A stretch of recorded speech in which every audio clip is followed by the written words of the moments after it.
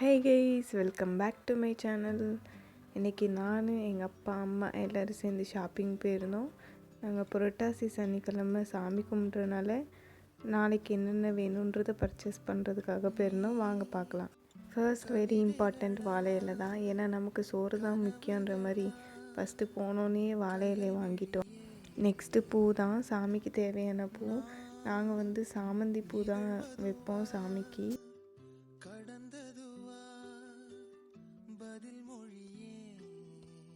Next என்னன்னு பார்த்தீங்கன்னா துளசி.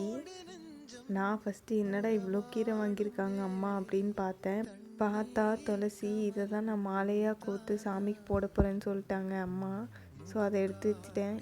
Next எங்கள் அப்பாவோட ஃபேவரட் கொய்யாக்காய்.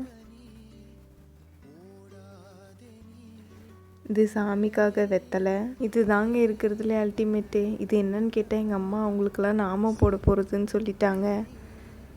இதை அப்படியே சைடில் எடுத்து வச்சிடலாம்.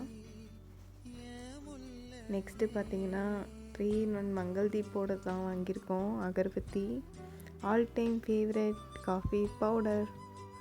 நெக்ஸ்ட்டு முருங்கைக்காய்.